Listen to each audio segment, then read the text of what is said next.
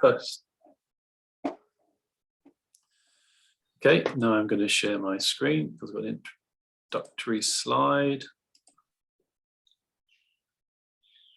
Seems to be taking a little while to load, but I think you can see that now. Okay, as you can see, we're recording this. That's okay with everyone, and it's a small group, so feel free to just chip in if you want to ask any questions at any time. I was going to say welcome to newcomers. Daniel, I know you're not a newcomer, but it's good to welcome to any newcomers. And this is our first meeting, or it's a repeat session, so it's our second meeting, but it's our first meeting repeated, so it's still our first meeting of the working group. Oh, sorry, I better change that slide to the agenda.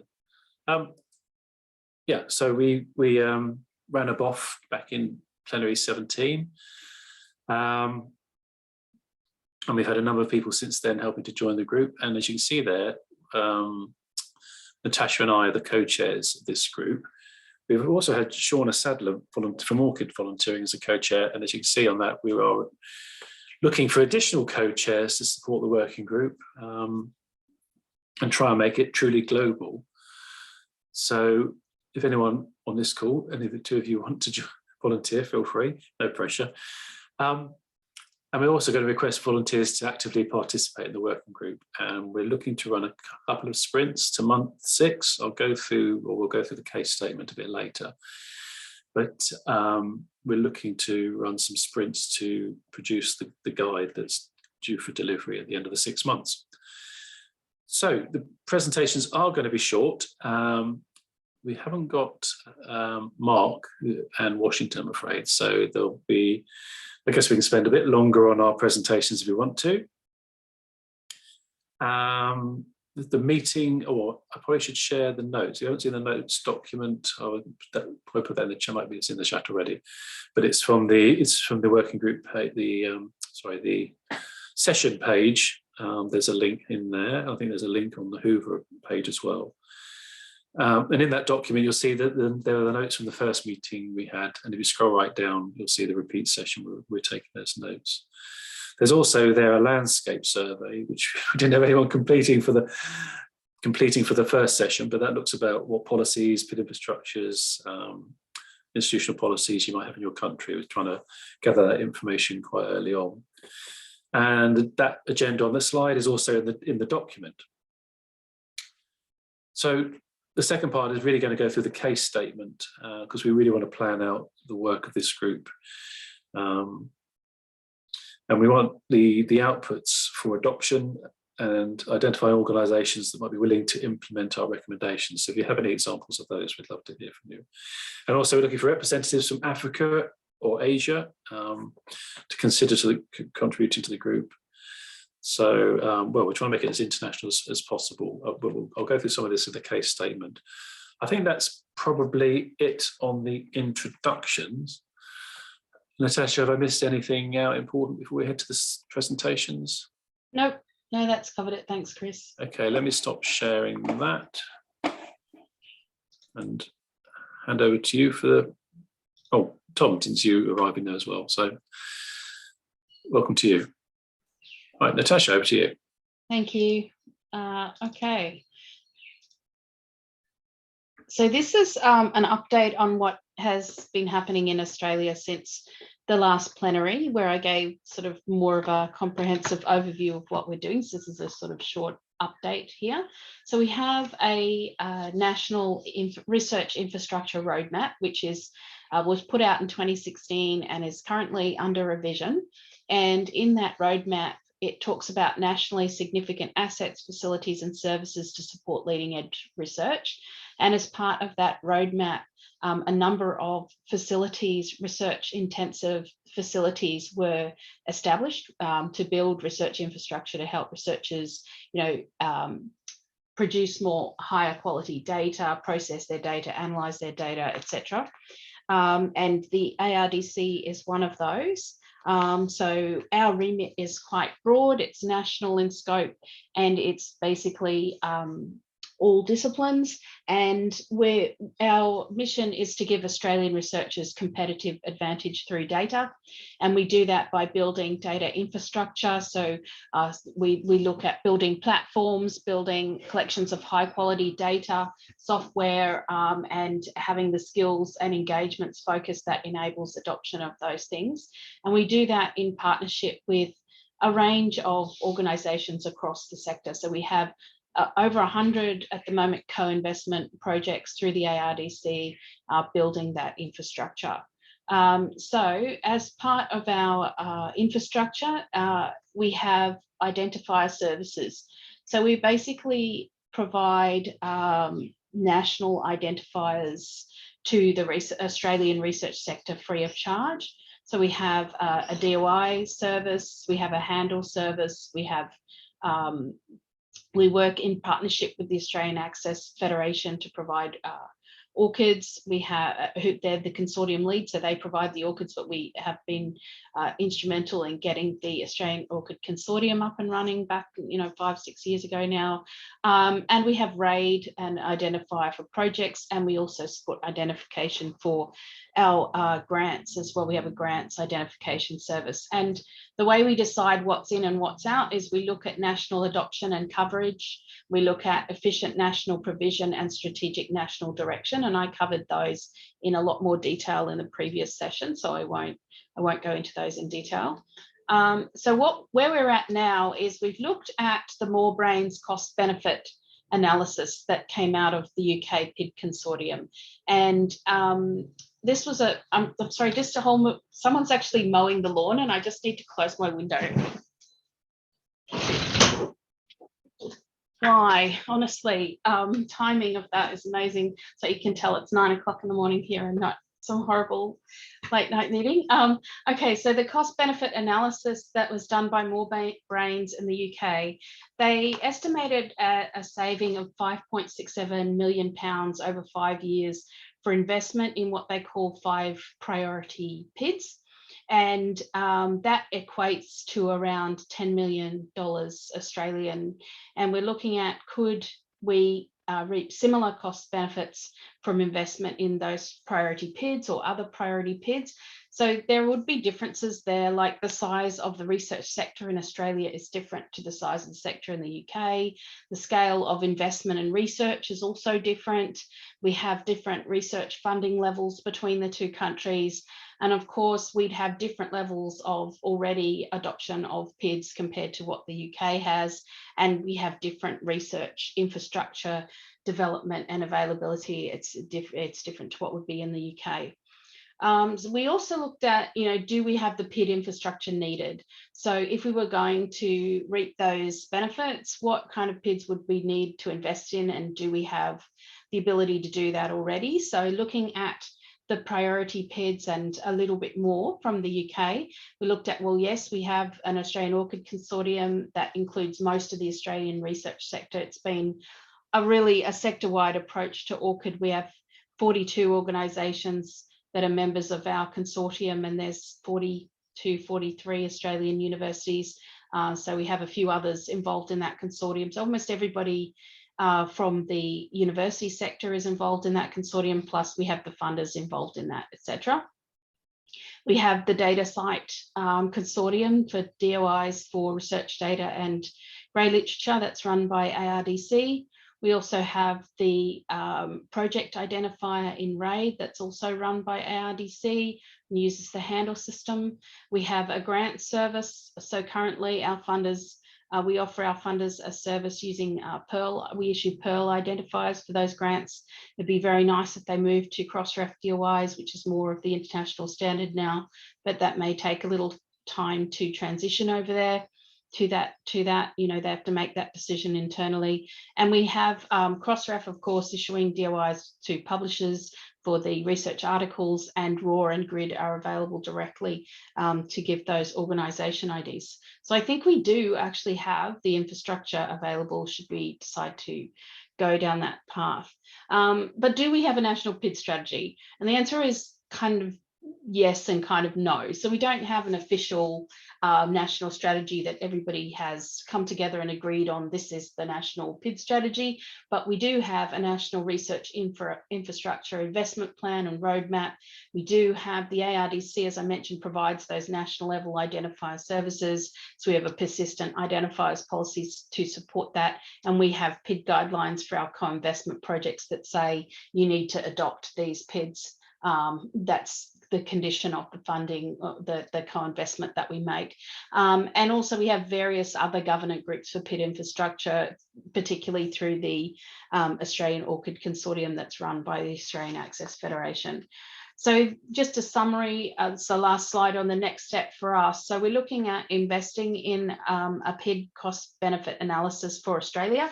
So again, done by More Brains using a similar methodology, but applied to our conditions and looking at the cost benefits for Australia based on the size of our sector and all those other variables that I mentioned.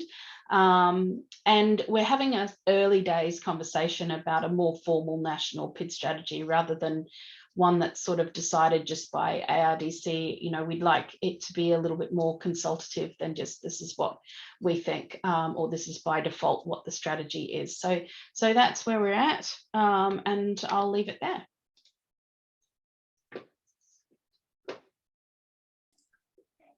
Thanks, Natasha. Does anyone have a question? Because it's such a small group. I mean, feel free to put a question in the chat or just raise your hand, or there's so few of us, I mean, you can just chip in. If not, we would have had Mark Leggett from Canada, but unfortunately he can't make this session. So, but his slides are available in the shared Google Doc. I know it's a bit of a pain, but there is the recording, so you have to refer to that. I think if you want to hear the Canada update, there's also some notes in higher up in the document. But we do have Jessica, 2 hours ahead of me in Finland. So yeah, good night, I'll hand over to you, Jessica. Okay. Okay, I have a quite short presentation, but I can maybe tell something about the background. In Finland, we have had this kind of unofficial expert network for PIDs, and it has involved people from the different sectors. So the National Library is very prominent in Finland in this field, as you maybe know, as URNs are traditionally have a strong base in Finland. And so we have had also representatives not only from the research sector, but also from the archives and the museums and the libraries and the National Land Survey. And so we're trying also, we have, Finland is a very small country, and also our research infrastructure is quite centralized, and it's quite centralized in many ways around CSC, which is the National Research Infrastructure, our scientific Center for Scientific Computing. And so in this network we have, there are maybe, well, it varies. We have an email list. I think there are more than 50 people on that list. And we have had like biannual meetings. No, I mean meetings 2 times a year, so there has been like 20-30 people usually joining, and now we have quite like close ties with the ORCID Consortium, and then the DataCite Consortium, which are both coordinated by CSC in Finland. And but now we've like taken steps to be sort of more and more official. And in Finland, we also have this projects for open government data this year, especially. And we're trying to liaise with them, and because for instance, national like statistics and surveys, and all these are of course sources for researchers in many fields. So it would also be nice if they would be like possible to cite in a nice way. So we have written, and also in the National Open Science Coordination work, we have written a sort of guidelines or policy with 10 points, I think, for like how to use PIDs, and we produced also guidelines for organizations how to like choose the PID systems and where to use them. It's quite a long checklist. So this is the situation, and I've found it very inspiring in the last RDA meeting when I heard about many national roadmaps and strategies.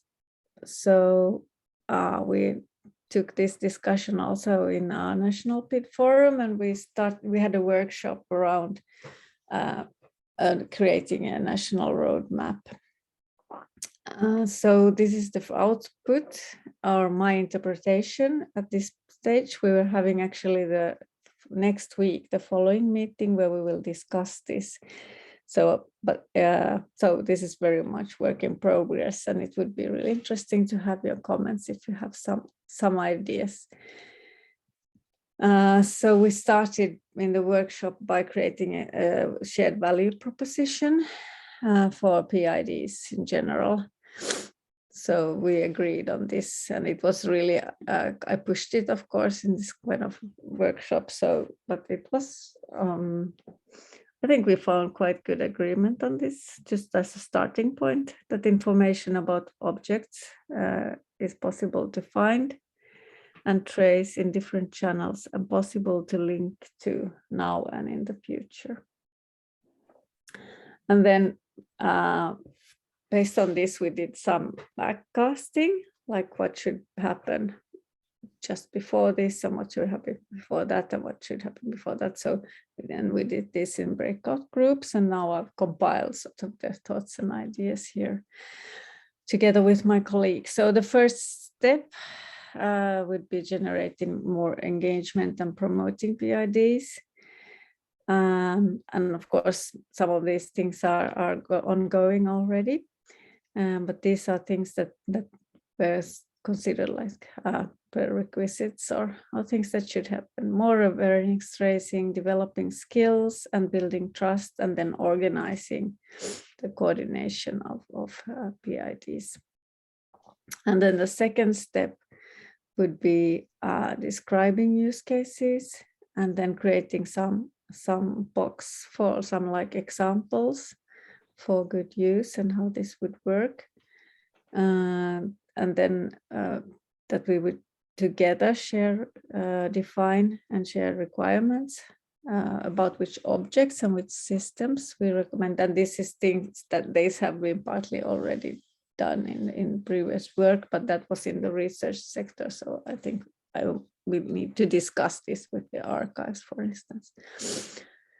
And then agreeing on common practice, like a more generic level on policies like exit strategies and so forth, ownership and management of PIDs over the life cycle, sort of shared rules and practices. And then the third part is creating the infrastructure itself. So ensuring we have the resolvers we need, ensuring interoperability, and then like building the really services, more support services and services, organizing support, and seeing to distribution and dissemination of all our outputs. So this was my presentation and our plan in short. I'm happy to discuss or hear comments if you have some. Thank you.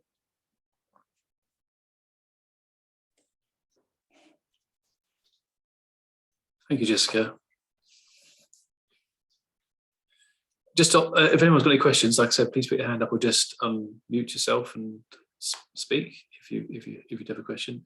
On the collaborative notes, just to say that it's sort of that notes, it's the same document for both sessions. So I've moved a couple of participant names to the page 9 because you've got the notes there and the participants from the first session, and then this is a repeat session. So I think it starts from page 9 for this particular session. If there are no questions, I'll hand over to Gul from SURF in the Netherlands. Thank you. Well, to repeat the last session, I will stick to the bullets that are in the meeting notes as well, but also I have some new additions because we had a meeting yesterday with the working group and some interesting insights occurred. But yeah, I will start with the things that are in that I mentioned before. Is that we started working on a national roadmap since this year. So we are still in the phase of an early stage on developing a national strategy. And what happened this year was that NWO, which is the biggest research funder in the Netherlands, published a report on, well, not a report, but their strategy on adopting PIDs and what kind of identifiers they were thinking about, like the grant IDs, the ORCID, and others as well. So that was a huge step because it was the first time for a research funder in the Netherlands to actually, start implementing and thinking about the use of PIDs, which was also a surprise for our ORCID consortium. We have an ORCID consortium in the Netherlands, which is led by SURF, where all the universities are a part of, and we also have other organizations who are non-profit that are also part of the ORCID consortium in the Netherlands. So having the funder NWO publishing their strategy was a huge step. And after the report came out, after the strategy was published, we were able to identify and mobilize stakeholders who could represent and form a PID advisory board. And having this PID advisory board made it possible for us to actually work on a request for a working group to start working and taking the first steps in actually working and delivering a roadmap in the Netherlands. Before we started with the advisory board and the working group, we asked everyone who we knew that had in some way involved in PID activities. We asked them to join us in a workshop and share their activities and insights and knowledge and risk they could see or the opportunities they see, to share that with us during a meeting of 3 hours, which was a very fruitful discussion as well. And that gave us also the possibility to reach out to the same group and ask them to participate in a working group as well. So that was all before the summer. And after the summer, we had this request from the PID advisory board that we initiated and formed. And the working group started working in September. And one of the first meetings we had during the kickoff was that we wanted to use cases and then think about the identifiers and how and in what way would be the most ideal way to use the identifiers, instead of starting from the point of view of the identifiers and then looking for use cases and then having people adopt the identifiers. So the aim is to, well, the plan is to deliver a roadmap, at least a version of a roadmap by the end of this year. And since we are, well, we have some limitations when it comes to time, since we are already in November, we prioritized some use cases, and now we have chosen 2 use cases. One is on the reporting of research output, and the other one is on the reusability and reproducibility of research. So those are the 2 use cases, and we have divided the working group in 2 groups. The interesting thing, was that the working group of the reusability and reproducibility of research met yesterday, and we realized that we are missing in the Netherlands a national vocabulary when it comes to when it comes to digital objects, and what do we mean by an author, and then what do we mean by an article, for example. What we also realized was that, well, it was not really realizing it, but we already know. Maybe you have it as well. If I talk with our ORCID consortium, they mention that they have some troubles with integrating ORCID and Pure. I think it's maybe familiar to you as well, but this is something which is causing some conflicts within the university, because they can't sync the data, and they can't actually activate the integration. And if it's activated, it's only one side and not 2 sides. This was also something that was raised by the working group yesterday, which also raised other questions when it comes to how we use identifiers, and what should be happen from the perspective of the providers, but also from the infrastructure and other services and systems that we're using.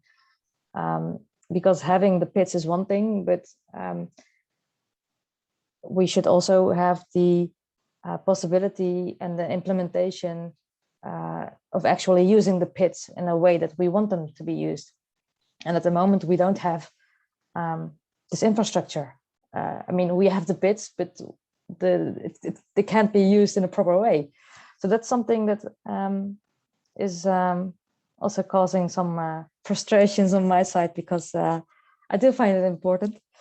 But yeah, what we are going to do is, at least by the end of this year, just deliver what we can deliver, and what else we can't deliver but is important, mention it as a recommendation for the advisory board, like, hey guys, we were only limited because of time concerns, but we should definitely, you know, move forward and work on other things as well. And by saying that,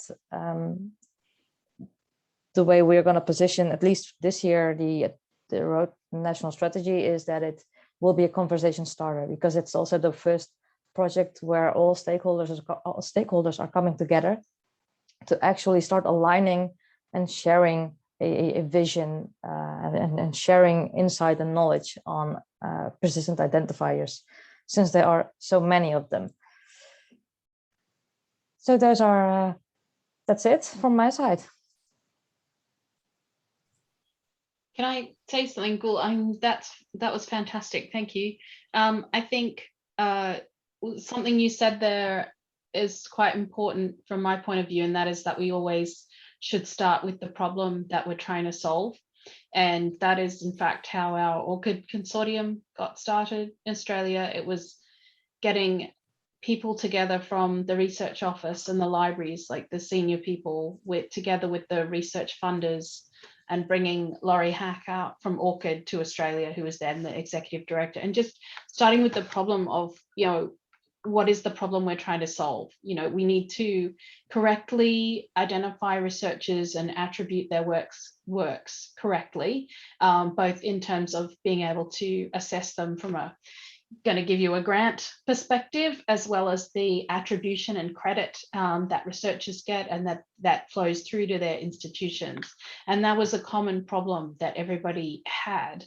And there was the question was, well, how do we solve that? You know, what's out there to solve that? And at the time we did have, and we do still have, a national identifier for researchers through the National Library. It's something that I was involved in building actually before I moved over to ARDC. However, that was built before ORCID, and is really more of a library model, not so much the researcher direct control over privacy, etc. model, and hasn't got that global reach, isn't integrated with the publishers, etc. We thought, well, could ORCID be the solution? And then talk through the ORCID options. This was back in like 2014, something like that. So it was a while ago, but it's just, and everyone went, oh yes, we do have that problem. ORCID looks like the solution. And I remember the institutions saying to the funders, well, can you mandate ORCID then, please? And they said, well, no, because we don't mandate. And secondly, like, you're not even ready if we did. And everyone went, oh yeah, that's true. And so we got the ORCID Consortium up and going from that. And so I fundamentally believe that you do need to start with the problem. And if something gets to a point where it's really not helping to address the problem anymore and something else is on the horizon, then we need to be able to pivot and change for that. And what I liked about the UK cost benefits is that it seemed to me that they did start with the problem. They didn't say we want these 5 identifiers. They went through for, well, we need an identifier for grants. We need an identifier for research outputs. We need an identifier for researchers, for organizations, you know, and that approach, I think, is the right one to take from my view. Yeah, I totally agree. And then we also have a similar situation where we had the national identifier for researchers as well in the Netherlands just before ORCID came in the picture.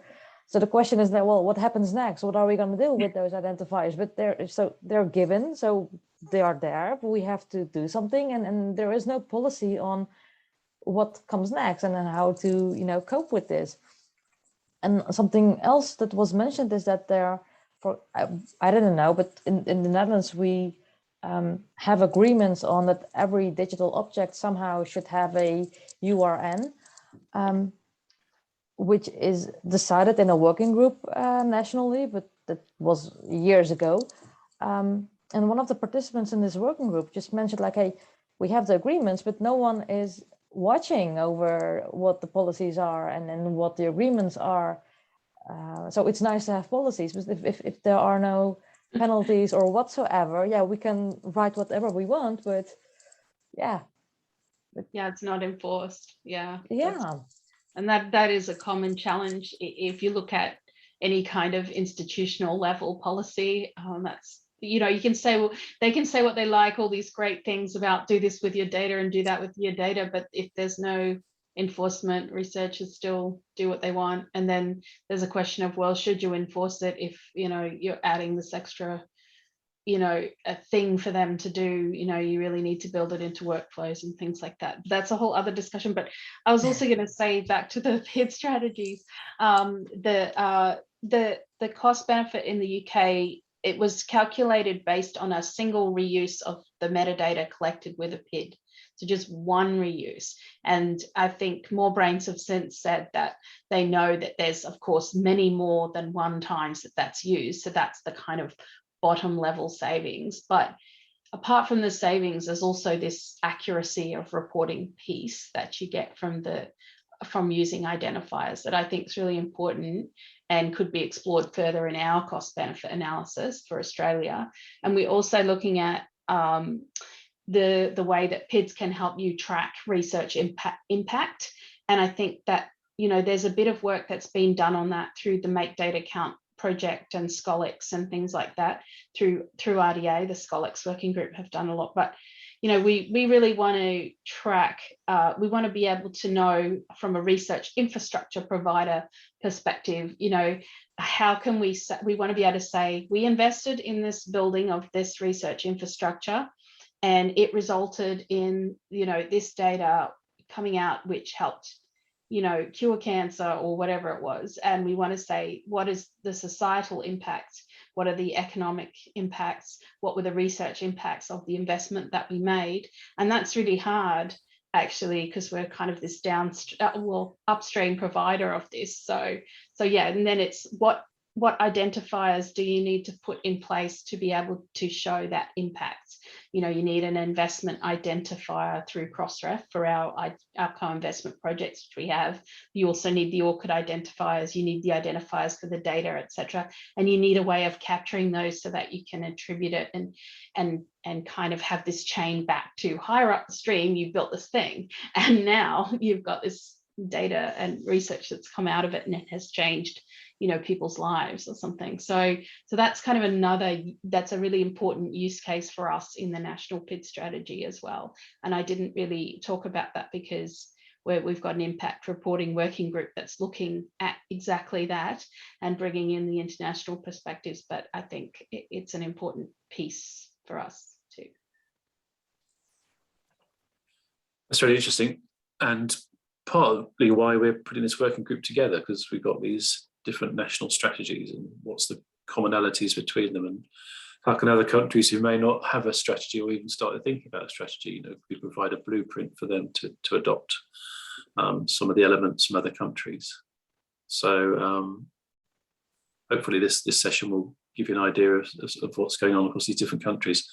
I think I mentioned it later when I was talking in the previous session when we talked about how we got from the birds of feather to the working group, but maybe I'm going to mention it now because we just went with countries of people I suppose we knew from working in PIDs, didn't we? And you know, we try to be as inclusive as possible. We've tried to open it as wide as possible to other countries. So we had Peru and Brazil in the first one, and in the BOF, I mean, and in the first session we had Brazil, Washington. I won't try and pronounce his full name. Presented, and we also opened it to the floor and got an update from Germany and the US. So if anybody, I'm going to give my presentation in a sec, but if anyone wants to give an update from their own country, feel free. It is on the agenda. So. And as the working group, through its 18 months, as the work progresses, we do want to include other countries, particularly from the global south, because it is sort of quite heavily dominated by the global north. I'll go through that a bit more, the case statement later on with the feedback from the Technical Advisory Board. Excuse me. So anyway, maybe I should just start my presentation unless anyone has any questions or wants to respond to anything Gul or Natasha said. Jessica, you're unmuted. Yeah, I could maybe just comment to Gil that I found it really interesting that you had realized this importance of the vocabulary. We have also created a national open science, but something between a vocabulary and a glossary. Well, it's a vocabulary, I can share the link, but it's not linked in, there's not so many English terms yet there, but we also have found this to be a really important piece, and we're now in the open science coordination also starting to do a real, like, well, we have a reference architecture, but we are now going to continue a real enterprise architecture work for the whole research sector to get this straightened out, because this is sort of some basic things that you need to have in place to do this well. And another thing maybe I would like to comment was this, that CSC is also part of a knowledge exchange network, where we are currently now doing a report on PIDs and trust and risk. So this is also because when you mentioned the national PIDs, which you had minted, and then you have ORCID coming in. So I think this is really where you need the national strategy. And I always get a bit nervous when people start solving problems by minting 1 billion of PIDs, and create interoperability or something with that. so because it's costly, so you should be actually mindful. So I'm a bit struggling always when people recommend just use PIDs for everything, like that. No, be careful. So just, well, thanks for that. I can link the terminology in the chat. Thanks. Thank you. Thanks. Okay, I'll just. Can I just add to that as well, that yes, that dictionary work is really important, and I think so. We have the RAID identifier for research projects, and of course we're going out talking to that, and what we're finding is that there isn't always people don't always understand the difference between a grant and a project, particularly when you look at it from the identifier's point of view. So a grant being something that a funding agency gives you, and then you go away and you actually do the project that you said you would do. So project being the activity and grant being the funding that you get to do it. But that terminology straight off as an issue. So yeah, having a common understanding is really critical. It's a really good point. Yeah, I mean, I had someone say that to me a couple of weeks ago. I'm not going to name them, but it said, "Oh, you mean a grant?" And I said, "No, it's a project. We're going to talk about RAID." And they said, "It's a grant identifier." I said, "No, it's a project identifier." So yes, I think that's another benefit of this working group, is we sort of get those the terminology right and or consistent. I don't want to say right, but because people have different opinions, although we have to come up with something that we agree on, people of the group. Let me move on to my presentation, which some of what I'm going to talk about has already been mentioned, which is good. Seems to take a long time to load up. I don't know why, but you should be seeing it now. Just shout if you're not. So going back to the birds of a feather session, we did give sort of more detailed updates. Probably looking back, it was probably too many presentations, not a discussion. But the idea was to give sort of longer updates on the country's PID strategies or elements of PID strategies, and we were trying to make this shorter presentations with just updates of what had changed since the last plenary. So I probably should have said I work for JISC, as it was clear from that first slide. And this is sort of like a timeline of probably what they mentioned in the birds of feather session. And I wasn't going to go into the whole details of this because that's I've already done that. But what I did want to pick out was this sort of, I think, quite important, the PID roadmap report, and there's a link there, which is those five priority PIDs that Natasha had mentioned. Yes, we didn't pluck them out. And I know for some countries, I know in Australia, instruments are seen quite important. I mean, it's not saying that they're the most important ones and other persistent identifiers aren't important. It's just that you can get into the situation where you just talk about PIDs for everything, as someone just said. So by focusing on those 5 priority PIDs, which seemed the most important when looking at the workflows and the roadmap for persistent identifiers, it then allows you to sort of focus more on the PID strategy. So the UK PIDs for Open Access project started way back in 2009. That was funded by Research England, part of UKRI in the UK. And it was all about building this strategy, getting community involved, looking at barriers and opportunities for PID adoption, because ultimately what we want to do is, looking at the adoption and implementation of PIDs, as well as integration of PIDs within systems. And that roadmap in 2009, we had done work before then, looking at mapping. There's a common theme here between maps and roadmaps. Mapping the PID landscape, where showing what PIDs were available, which ones we use, and where there were gaps. So that sort of led into the roadmap report, but that's all in that report.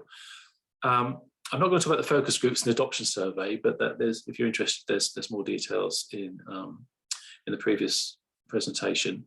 But because I really want to focus on the 3 particular things, because at the end of this project, this idea for a research identifier national coordinating committee, RINC, we did try and think of an alternative, I have to admit, but we couldn't, so we stuck with RINC, I'm afraid. So that was about focusing on the governance and community accountability. So we've had 2 meetings. The first was in June, as it clearly says there. The last meeting was on the 2nd of November, just before the first meeting. So it's a sort of a mixed bag of people within the UK, from publishers, PID providers, Academy, British Royal Academy, sorry, Royal Society, British Academy, various people like that, and funders, obviously UKRI present. And the idea was to sort of have that governance structure, but look at the business case for a multi-PID support consortium. The reason for that, about lowering barriers, PID adoption. So in this talk, I'm really going to talk on about the cost-benefit analysis and workflows, which are 2 pieces of work that was done in this UK PIDs for Open Access project, and about a bit more detail about the RINC. And just to clarify, the 5 priority PIDs for us, the grants of the cross-ref identifier, outputs with DOIs, people obviously ORCID, because it just is the consortia lead in the UK, because we have the UK ORCID Consortium. Organisations, Research Organisation Registry, RAW, and projects, RAID, the Research Activity Identifier. So those were seen as the 5 priority PIDs. There are obviously others, but these were the priority ones we were focusing on. So the setting up this RINC and a support consortium, the ideas behind this, that the RINC could then have provide that strategic insight and look at shaping those priorities and focusing some of this PID related activities and policies in the UK, which could be a bit disparate. And then liaise with the international PID providers, because although we're looking at a national level, obviously the PID providers are international, and how we could align those PID integrations development across different sectors to optimize interoperability, because as I say, we're trying to make systems interoperable. And one other thing is about giving individuals and organisation in the UK research community that equitable access to the PIDs they need. There's a conclusion in the cost-benefit analysis. I'll mention that again. But for now, I'll move on to the National PID Support Consortium. Like I said, the RINC's only had 2 meetings, and the consortium hasn't been set up. This sort of idea, so it's really setting the business case for that. There's a need for this National PID Support Consortium. It did confuse. I mean, we added the support because when we talked about a national multi-PID consortium, PID providers thought, we were already doing this sort of work. It's not an alternative consortium. It's really a support consortium within the UK. That would provide that technical information support, outreach, educational materials, and best practice and workflow support. But the general approach, as it says there, about the PID strategy, is targeted interventions to reduce barriers to PID adoption. Very quickly on the benefits of PIDs, because we had talked a lot in the roadmap before about, in these sort of sessions, whether it's RDA, PIDapalooza, or wherever, always talk about the benefits of PIDs. But we never really quantified those benefits. And there's a lot of time and effort spent on rekeying information and admin around research. So JISC funded More Brains to do this cost benefit analysis to show the RINC that there was that sort of definite need for PIDs and sort of quantify the benefits, but focusing on metadata transfer particularly, because there's a lot of money spent on research globally. It's $1.7 trillion.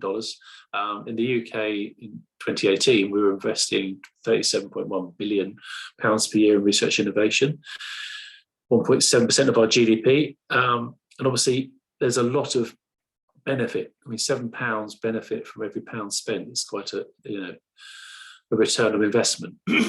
So a small increase of efficiency could generate quite large economic benefits. Excuse me. So the cost benefit analysis, and as Natasha pointed out, we focused on this sort of one rekeying of metadata. So that's a lowest plausible estimate. And I have to admit, people sort of looked at it and thought, well, that's not much. But the thing is, you need to multiply that quite a few times. But it's a figure that we can support with the calculations and stand up and justify that and say, if you read the report, you'll see the figures and the detailed calculations and how we got to that figure. But it's not just sort of like a finger in the air one, but it's the lowest plausible estimate. So you'd have to multiply that quite a few times. But that's how we approached it to do that. But as I just said, it's beyond that time and effort. The benefits of PIDs, it's not just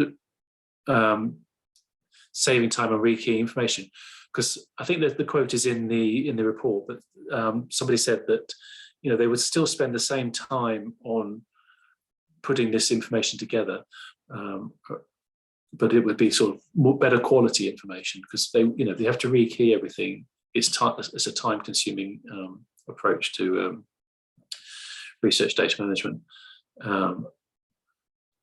So there's wider economic benefits, but the point I was going to come back to is this about not being evenly distributed, because we have very large research institutions and smaller ones. So the benefits are obviously greater if you do a lot of research and less for the smaller ones. But you have to, for comprehensive adoption, you've got to distribute those benefits evenly to realise those benefits.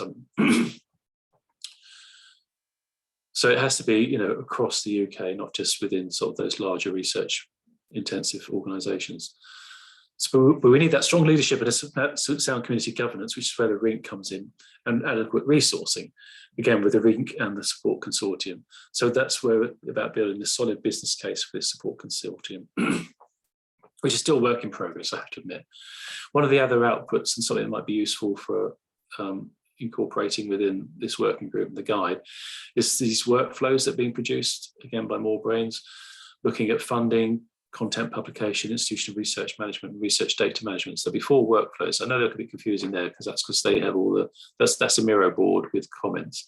So they'll be sort of cleaner than that when they're actually published. But it's looking at priority workflows and mapping out that sort of ideal PID optimized version of for those 4 areas. So hopefully that'll be quite a useful graphic for people to look at of the workflows in those areas of where PIDs are used. But finally, I just want to mention, because I focus on work from GIST, but we also talk about actually not mandating, or giving an example where it is mandated, is the recent UK RI open access policy, where if you're funded from the UK RI or its council, you have to abide by this policy. So it applies to peer-reviewed research articles submitted for publication on or after 1st April 2022, which is not far away. I'm not going to read it all out, but I just wanted to, sorry, it's a bit detailed there, but I just wanted to have that quote from, it's an extract from the actual policy itself, saying about persistent identifier articles must be implemented, and common unique PIDs for research management information are strongly encouraged. But ORCID, the research identifier, must be supported to identify all authors and contributors. So, we're having policies from our funders now mandating the use of ORCID and encouraging the use of persistent identifiers. So that's it for me, and thanks to More Brains, who produced most of that content in those slides. So I'll just stop sharing. Don't there any questions? Any questions or comments? I don't really have a question, but it's mainly us talking, and I'm very curious if people are living or sleeping or. I'm awake.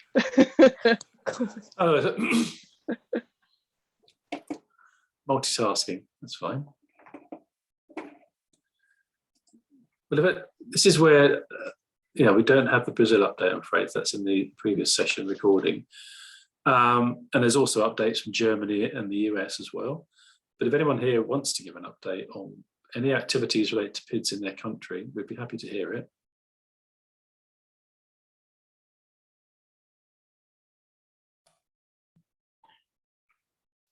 Daniel, you've unmuted. And I was thinking about putting you on the spot, but I thought it'd be unfair. So. No, that's all right. No, fantastic to hear these updates, and yeah, I'd be keen to hear also the discussion around the charter and where you see the group going. But yeah, just from Ireland, to introduce myself, I'm the National Open Research Coordinator based in Dublin, Ireland, and at the Digital Repository of Ireland, which is part of the Royal Irish Academy.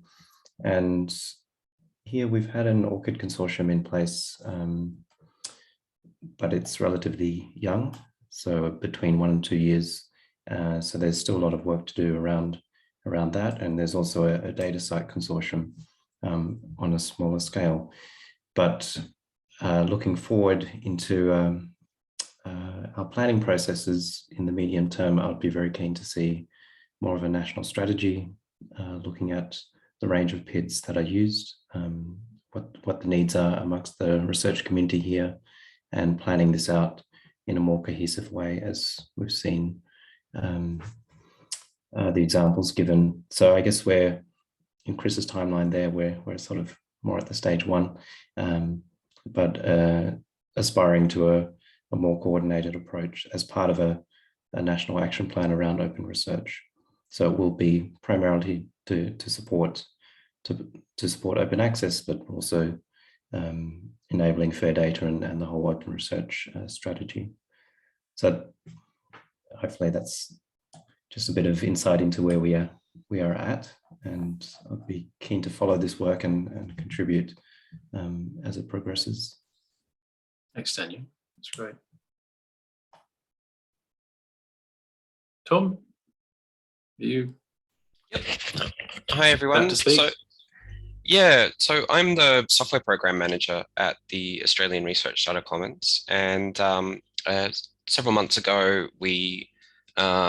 so this is a new area of work for us in the ARDC, and several months ago we released a draft national agenda for research software, and one of the areas flagged in that report was that we need to focus on the informatics needs of research software.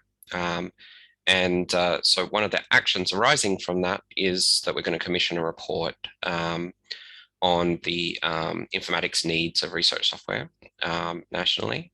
I'm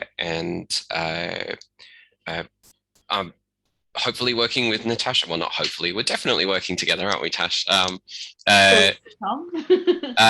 To try and drive PIDs uptake in research software. And actually just listening to Tash describe, starting with the problem with research software is that we know very little about it. It's clearly something that is mentioned in grant abstracts as an output, but institutions have very little tracking over the top of this.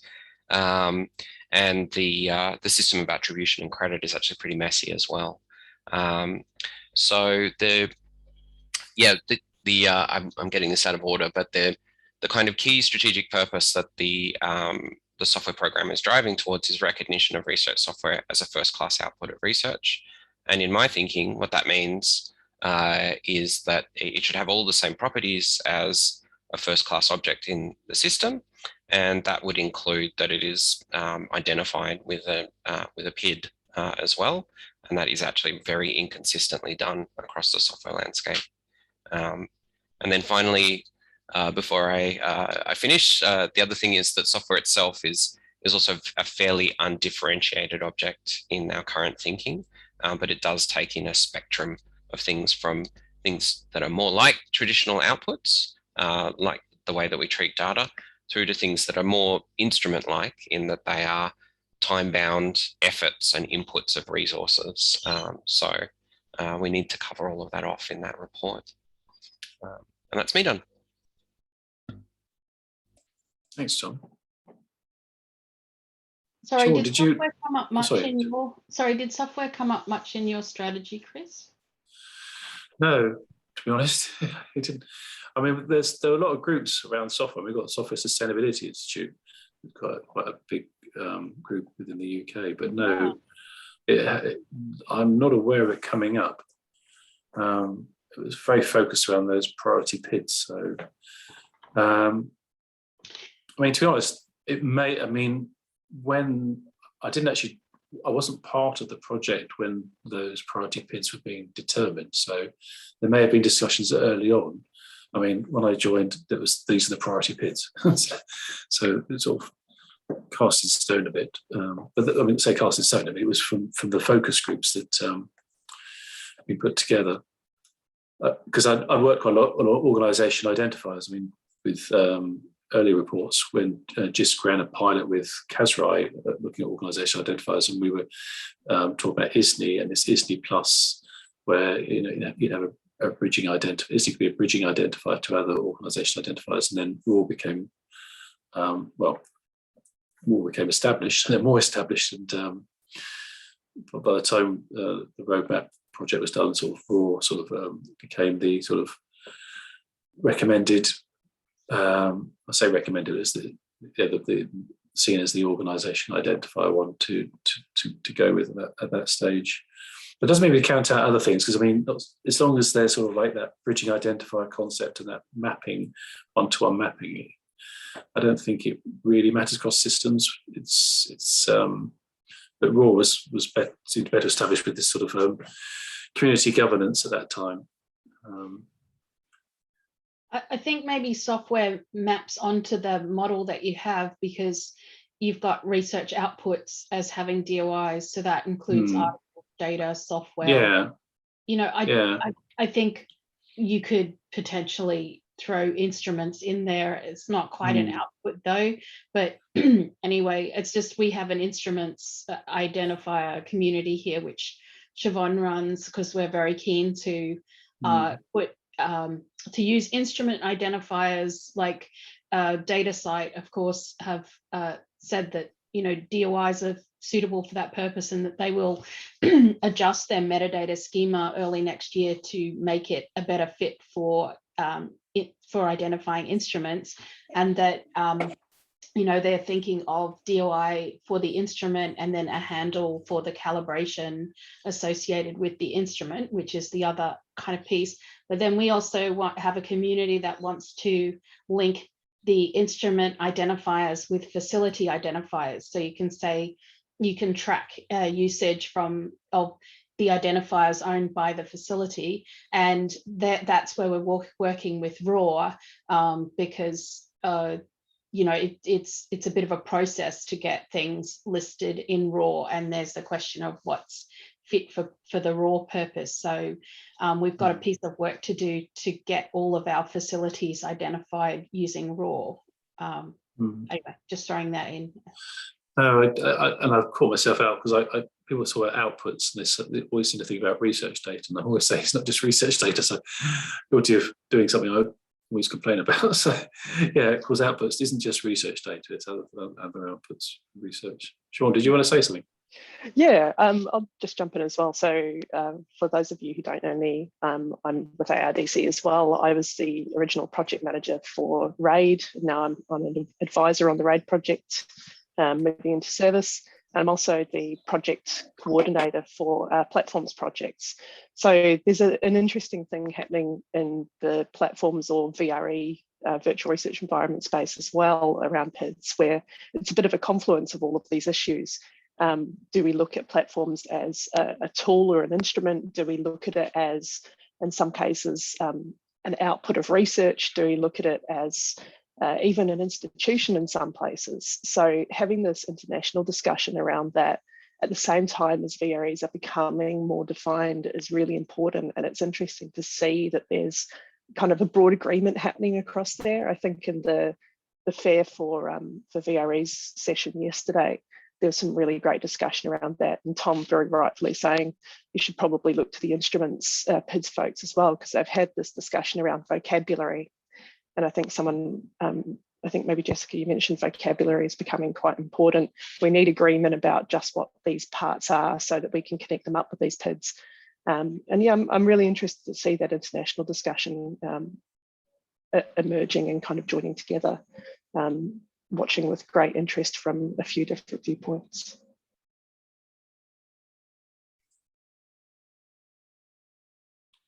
That's great, thank you.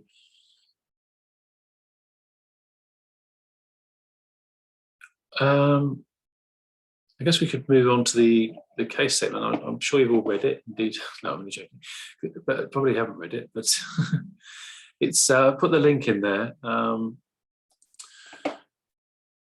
because I mean, back to the agenda from BOF to working group. I'll give some back, just a quick summary, because we, as I mentioned, we ran the Birds of a Feather session, and it was seen from there that there was enough interest for setting up a working group. So we put together a case statement that was submitted to the Technical Advisory Board, the TAB. They came back with some feedback. It was quite minimal feedback, actually, pleasantly surprised.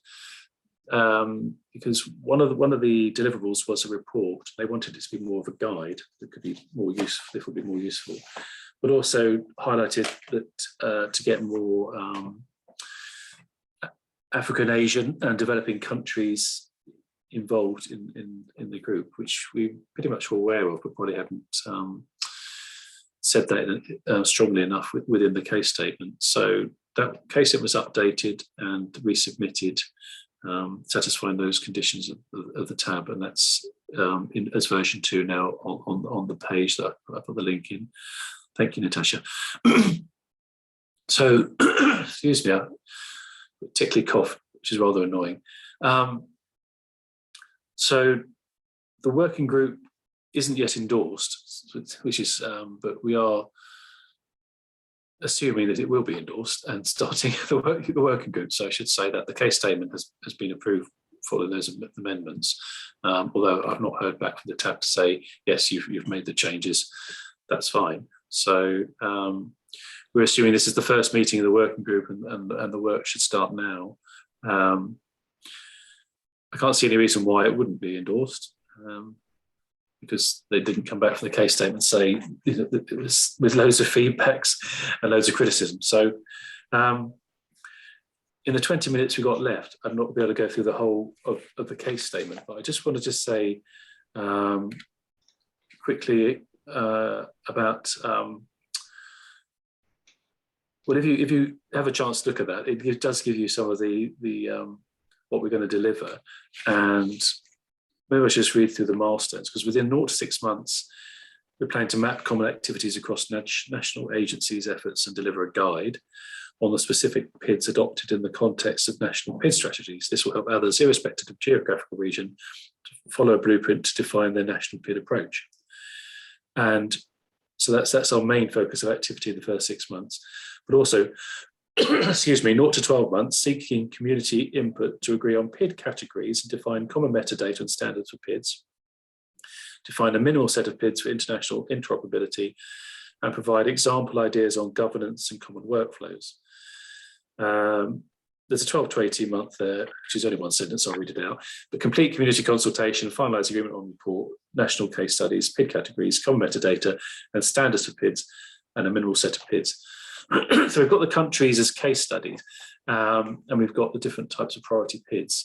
I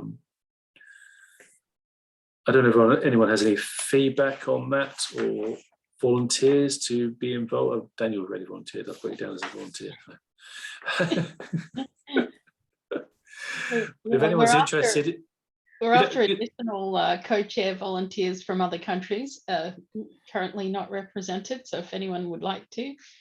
French involvement, I don't recall that. Yeah, that's really interesting. You've asked that, because you just reminded me, because somebody was messaging me on the Hoover platform, and obviously my French is very basic and her English was very good, but there's sort of slight misunderstanding. I thought she wanted to give a French update, but she was writing a summary for her organisation, which I can't remember the name of, but she was very interested in what could be about French involvement in this group, but it wasn't her decision to make. So she was just sort of going to report back to more senior people. And then, yes, it would be good to get other countries like France involved. So I think that's probably, if that sort of pursued, there probably will be French involvement. It looks likely there'll be French involvement. But, you know, we are very European focused. Sorry, I mean, European and Canadian and Australian and a bit Brazilian as well, but we do want to open it up more widely to be global. Otherwise, I think it runs the risk of being a sort of old global North initiative, isn't it? I guess I'm doing it in reverse by thinking about which countries have particular stances on classes of PIDs, and I mentioned the French because they have a position on software identifiers. Yeah, it was CNRS. Was it Moran? It was Elifsu Sabunku, so ELIFSU, and then SABUNCU. Elifsu Sabunku. I think she's about second or third in the list of the, if you've been following the winner prize competition, you'll see her there. But I'm hoping that they'll be involved. But like I said, it'd be good to get as many countries as involved as possible. Yep, and I think the next step is that we will, the co-chairs will have to set out a schedule and just share it with the group between the plenary. And I think it has to be a fairly robust schedule in the first 6 months. So these working groups seem to run pretty intensely, so we'll have to match that. But we thought we would do it in sprints to keep Chris and I sane, is to just kind of have a sprint period where we're spending 2 weeks, say, working on something, and then produce something and share it with the group, and then get some feedback, and then schedule another 2-week sprint, that kind of approach. So it's not this thing that languishes over 1 or 2 months when you have time, which no one ever does. So if we can kind of have this window where we're prioritizing it, something like that, we will get it done. Yeah. Okay, now there's some interesting information in the chat. There's Laurence from CNRS. Oh, great. Super. So hopefully you can, there you can share with us at some point. So I must apologize for my pronunciation there. So. I guess my other curiosity was nations big enough that this is less likely to happen at a national level, and how that incorporates with you might get large research clusters in the US, for instance, who might jointly have a strategy on this stuff or not. I don't know, to be honest. But is that an angle as well?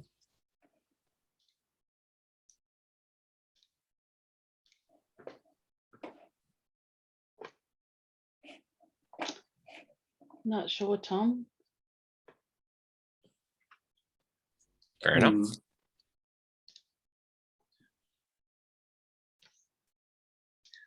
So I'm trying to listen with the chat. Sorry, it's all seemed to be kicking off in the chat, not kicking off. That's a very English phrase, maybe. Yeah, actually, yeah. So that's the other point that Daniel's raised about connection to regional initiatives like EOSC, because there's actually just so much happening, like, yeah, at a regional level. And I mean, we had that talk on Latin America last time, the whole region with many, many countries. And of course, we're focusing here on the national PID strategies, but a lot of them are influenced by the regional PID initiatives. So I think we have to find a way to incorporate that into this. I'm not sure exactly how to do it elegantly, but it's it's got to be factored in. And I'm also thinking of things like, you know, the Global Open Science Cloud initiatives as well, which have got a PID angle to them as well, which is about interoperability between the Global Open Science Clouds, which of course PIDs is part of that mix. There are definitely a lot of groups. So go on. Yeah. Oh, what I could add is that actually the advisory board who gave the assignment, who wrote the request for the working group and then the PID roadmap that we are working on, actually asked us also to look at international development and policies as well. And within the team of the working group and advisory board is that, well, it's maybe that we are just lucky, but I have colleagues who are involved in EOSC activities as well. So we have those linking pins already in the Netherlands towards EOSC and other European projects. So that's something that I wanted to add, like from the Netherlands perspective, we are, considering what EOSC is doing and trying to link and align with them as well.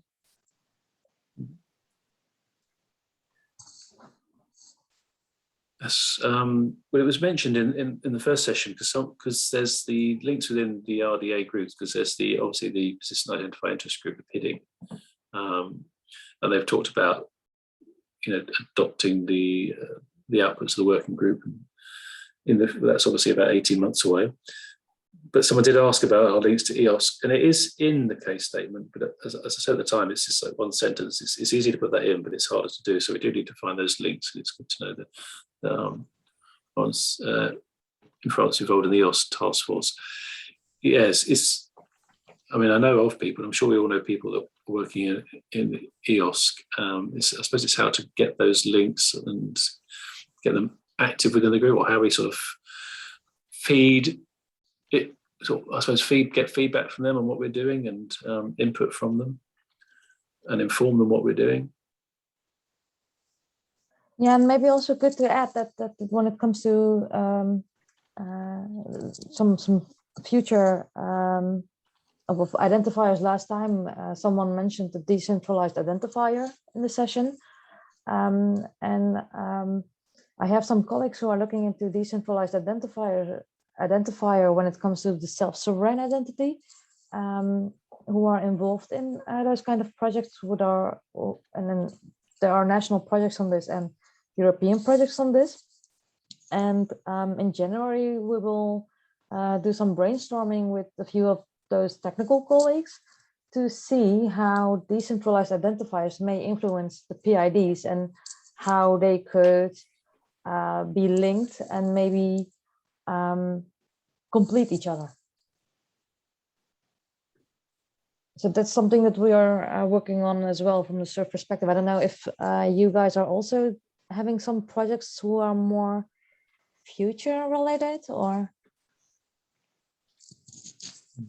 I'm a co-chair of one of the GEOSC, the Global Open Science Cloud, the Data Interoperability Working Group, and we are looking at the decentralized identifiers in that mix. There's reference in. Yeah. Sorry. Lawrence, I'm sorry, I'll tell you, as I mentioned, did you know about the Stop Tracking My Research movement? I didn't know about that. I don't know anyone else. Thanks for putting that link in there. I think this was also mentioned in the, what was it again? The knowledge exchange group. Jessica, maybe you recall it?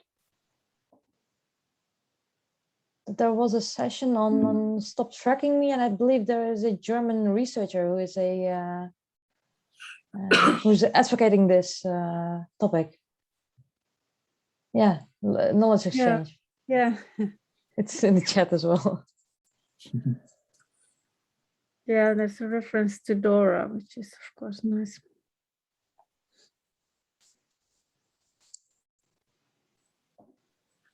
On the contribution to the group, as Natasha just said, we're looking for other co-chairs, but it's from that level, which I guess has more involvement, to right down to the bottom of just observing and joining the group, which and anything in between. So there's no pressure, but we'd like another co-chair or two.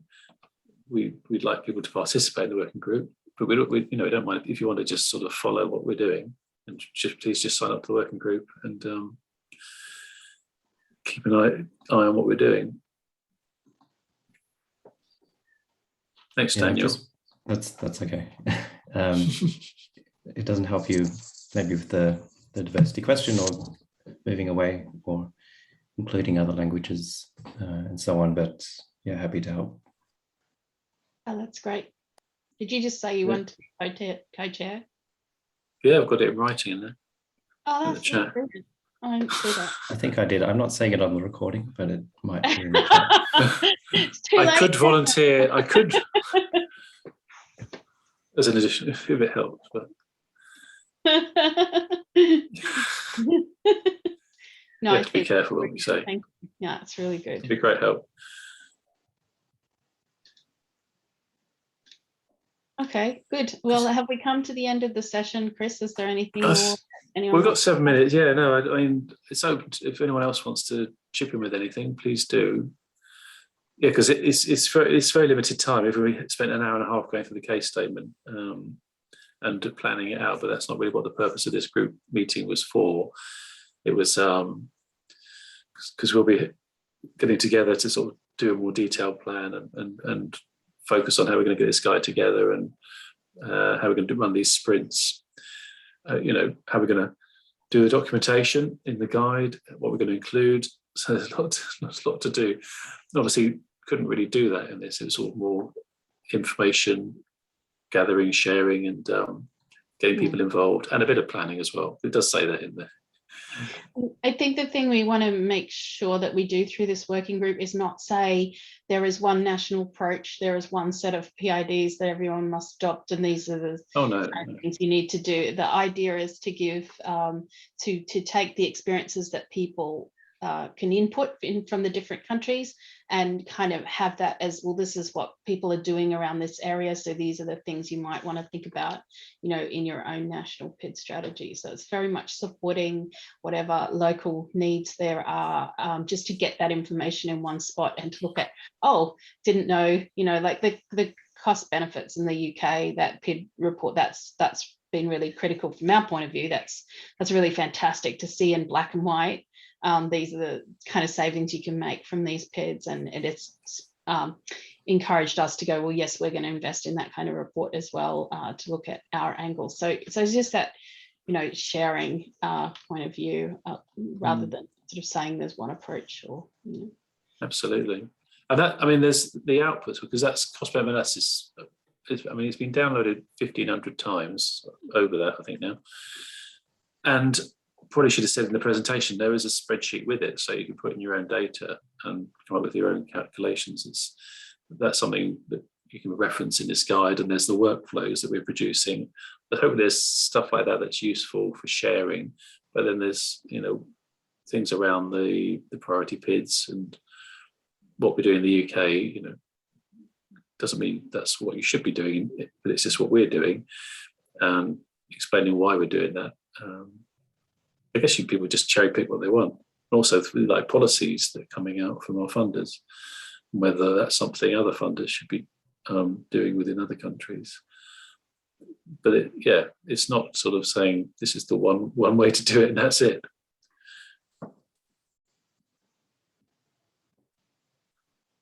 Okay, great. I think we should wrap up then. Thank you for coming. It's been a really good discussion, and we'll be in touch through the group mailing list. If you're not already a member, just join.